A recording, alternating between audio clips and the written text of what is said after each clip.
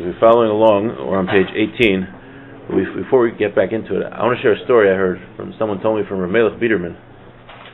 If you live with bitachon, you live with trust in Hashem, anything bad that happens, you shouldn't be worried about, because it's all from Hashem. It's all part of Hashem's plan. Now, obviously, that's a lot easier said than done. Right? Actually, having that feeling takes a lifetime of work. It takes a lot of work to be able to get to live with that trust. Right? The biggest distance is between the head and the heart. We can know something intellectually. We know Hashem's in charge. We know He runs everything. But to actually feel that way, it takes a lot of work to get that way.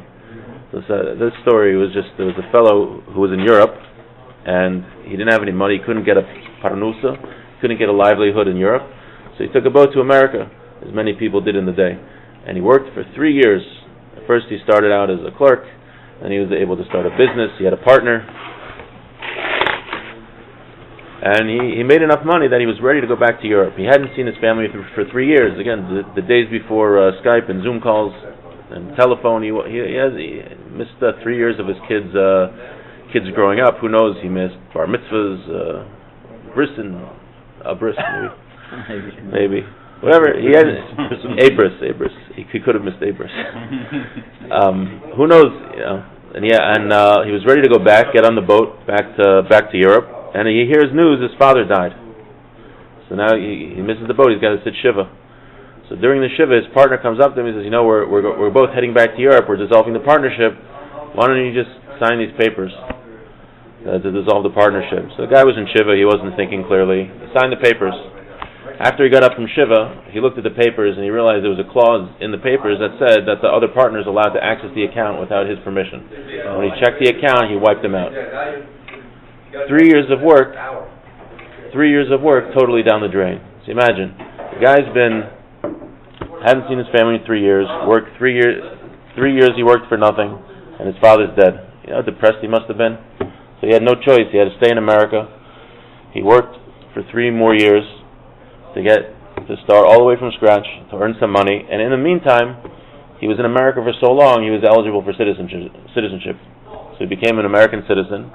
And at the end of when he finally had enough money, he told his family, "Why don't you just come here?" And he brought his family over. So I'm sure you know the end of the story. It was right before the Holocaust. This whole story saved his life, saved his family's life. Meanwhile, the partner went back to Europe and got killed. We never know. You never know. Things could look bleak and look horrible. Why is God doing this to me? But really, everything is part of God's plan. So we all know this. It's kind of a similar story to like when someone is told to work on Shabbos, and you have to take off anyway, and the factory burns down on Saturday. There's a million stories like this, more than a million, tons and tons of stories like this. The idea is that even when things look very bleak and very dark and look hopeless, a Jew never gives up hope, because we know that Hashem's in charge and He's running everything behind the scenes. And it could be that pain a person is experiencing is really his salvation, just like this guy. Again, but if we shouldn't beat ourselves up if we don't always feel like that, because it takes a long time to get there, to live with that level of bitachon, to make it part of ourselves, to make it in our hearts. Right? Rabbi Shol Salanta wrote a whole book about how to get these musar ideas and how to get ethical concepts into your heart to make it part of you. So that's one of the things we're doing now. We're learning it every week to remind ourselves every week. Because if we don't remind ourselves, we don't stand a chance. So we're on page 18, and we're talking about the Chovos HaLevavos here is talking about why having bitachon, why having faith in Hashem is better than being an alchemist. So for those of you from the Middle Ages, an alchemist is somebody who could take metal and make it into gold. It's a very lucrative profession. I imagine you have an easy job you have a secret that nobody else has, that you could just make millions and millions of dollars, billions, trillions. Having bitachon is better than that, right? So you had a trust fund, you have a mutual fund, you don't have to do anything. So we're listing 10 ways why a person with bitachon is better than an alchemist, and we're up to number 4. V'haravi, the 4th. Kibal hakamiya enu nimlat mehazmin mehazav v'hakesef harbe le'es tzarcho. The alchemist never knows should he make a lot of gold for when he needs it, or should he only make a little bit of gold for the time that he needs immediately. So he has a choice: make a ton of gold and keep it in storage, or make a little bit of gold. Now there's a downside to each decision, each way he might make a decision. If he makes a lot of gold, if he makes a lot of gold and keeps it in the storehouse, he'll be very nervous that someone's going to steal it. Someone's going to break into the safe. Anyone who's seen the Italian Job knows how easy people can break in and steal your gold, right? Or maybe the king's going to discover him and steal his gold. He's always going to be scared. He's always going to be nervous that someone's going to steal all of his wealth. Right? Someone has money in a mutual fund. Like we said last week, you might be nervous that if a certain person gets elected, your mutual fund's going to go down, and the stock market would crash. Who knows what could happen? You always have that fear because you never know. You can't be 100% sure with your money, even if you have it in the most secure thing ever. Now, maybe on the other hand, on the side, he's only going to make the gold that he needs for the upcoming week or something like that. It could be that when he needs to make more gold, he's not going to have the materials. He needs some metal and tin and silver to make gold. Maybe he's not going to have gold at the time. He's not going to have the materials at the time. And he won't be able to make gold. So either way, what's he going to do? If he makes a lot of gold, he's worried that someone's going to steal it from him. If he doesn't make a lot of gold, he might not have the materials necessary when he needs money. Now, however, someone who has trust in Hashem,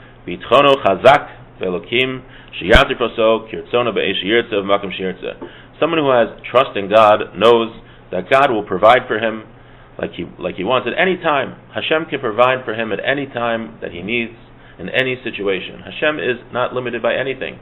So the one who has bitachon doesn't have to worry about all these factors of how he's going to make a parnasa, how he's going to make a living. He knows that Hashem will always provide for him. Just like God provides the fetus inside the mother, right? There's no way you can't feed a fetus. Let's say a fetus is hungry, you can't just stick food in there. Hashem made the world in such a way that a fetus is provided for 9 months without us being able to feed it. So God does, just like God provides for the fetus, He provides for us. Now, obviously, for us, it looks like a more natural means, but just like God created the world like that, where the fetus gets sustenance without it doing anything, so too humans. So too a chick inside of the egg. So there's no way to get food inside of an egg. It's in an egg, but Hashem made that the chick gets sustenance while it's in the egg. Hashem provides for the birds in the sky, and the fish in the waters, and little ants, all the little insects flying around, they all have enough food. Now, do you ever know? You look around. There's so many, probably millions of different species of animals, thousands, millions of different species of animals, and Hashem made an ecosystem where each animal has sustenance to get enough food for it to get. Now, even though Hashem can make that even a lion won't have enough food certain days, it says in the pasuk, a verse we're all very familiar with, the young lions may become hungry, but those who seek Hashem won't lack anything. So even though Hashem, all sustenance comes from Hashem, and it could be that at certain times Hashem doesn't want to provide for a specific animal, but someone who seeks out Hashem, He will always be provided for. He's better than the lion who has all of his food provided for him. For Amar it says, Lo yarb Hashem nefesh tzadik, a righteous person will not be hungry. Hashem doesn't let him go hungry. For Amar it says, Nar ha'isi gam zakanti, I was a young person and then I was an old person. V'lo ra'isi tzadik nezav, I never saw a righteous person abandoned. V'zarim avaki shlachem, and that his children, his offspring, should have to get bread. Hashem provides for everybody. And I'm sure we all know, again, millions and millions of stories of people that were provided for in the most miraculous ways. Someone was just telling me over Shabbos that when they were a young Kollel family, they didn't have a lot of money, and they were thinking, maybe we shouldn't spend so much money on Yantiv. We should conserve our funds. This person just told me this. So, but the wife said, you know what? It's a mitzvah to spend money on Yantiv. I'm going to spend money on Yantiv, and Hashem will provide. The person spent money on Yantiv, didn't hold back. When they got home, there was a check from a relative that they never were expecting for a significant amount of money. Right after they made this decision to do that. So Hashem provides for everybody in any which way. I think we mentioned the story about the Chazon Ish, a guy was getting kicked out of his apartment in Bnei Brak, and he had nowhere to live, so he went to the Chazon Ish. He said, Rebbe, I have nowhere to live, what am I going to do? And he says, what do you mean? This I heard from my Rishiva. He said, Hashem provides everyone a place to live, what are you worried about? He said, okay. He walked home, and he saw that his apartment had been knocked down. Someone was doing construction next door and accidentally knocked down his apartment. And because of that, the insurance company provided him another apartment, and he had a place to live. Meaning, otherwise he wasn't able to afford rent anywhere. He wasn't able to find an open apartment. But because of this, the insurance company had to provide him with another apartment. So Hashem has an infinite amount of ways He can provide for somebody. Let's just do one more reason. We'll stop there. The fifth way that an alchemist, someone who has bitachon, is better than an alchemist. The alchemist is always afraid that he's going to be discovered. Right? You weren't allowed to make gold. Right? Earlier, he just points out on the bottom, earlier we talked about how an alchemist can't trust anybody because he couldn't tell anyone his secret. Here, the alchemist is nervous that someone's going to discover him and report him to the authorities, or the average folk will kill him and steal his money. Someone who has trust in Hashem, even the great people are afraid of him, afraid of someone who has bitachon.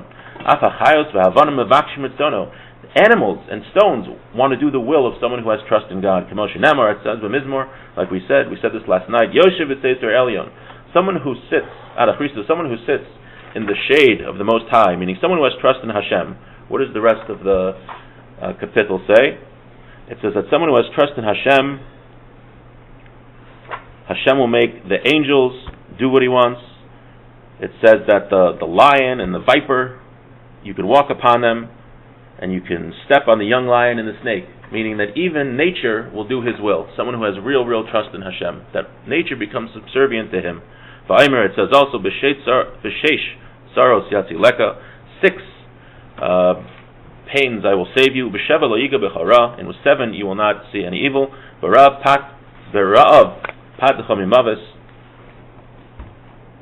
and I'll deliver you from death at sofa inyan, till the end of the topic. So there it says that when someone has bitachon, that the beasts of the field, they'll be with you, meaning the same idea that Hashem makes nature subservient to somebody who has trust in Hashem.